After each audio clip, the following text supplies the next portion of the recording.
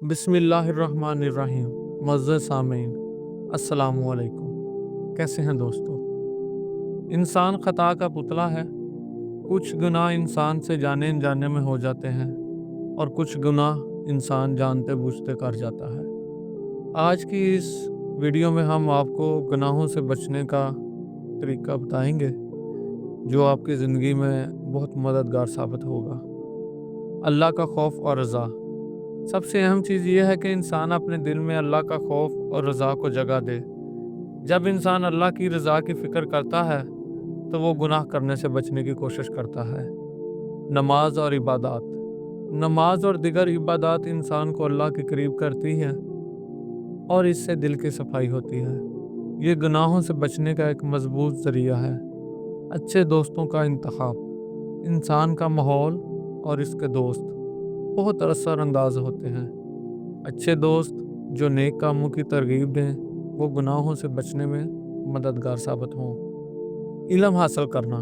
जब इंसान इल्म हासिल करता है तो इसे ये समझ आती है कि गुनाह किस तरह इंसान के लिए नुकसानदेह हैं। इल्म इंसान को गुनाह से बचने की रहनुमाई फराहम करता है।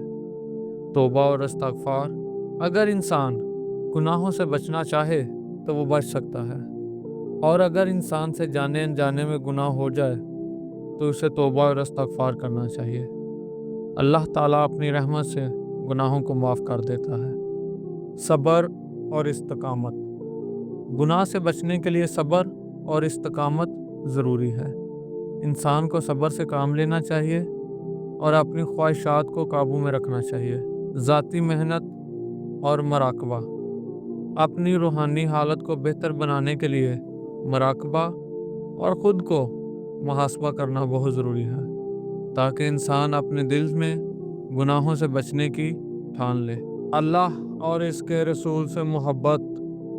इंसान को चाहिए कि किसी की मोहब्बत में, जैसे कि अल्लाह ताला की चाहत में, अल्लाह के नबी की मोहब्बत में उनकी पैरवी करनी चाहिए ताकि उनके नक्शे कदम पे चलते हुए इंसान गुनाहों से बचा रहे।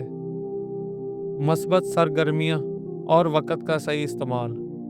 अपना वक़्त अच्छे कामों में लगाना चाहिए, जैसे कि इल्म हासिल करना, वर्जिश करना या नेक काम करना इंसान को गुनाहों से बचने में मददगार।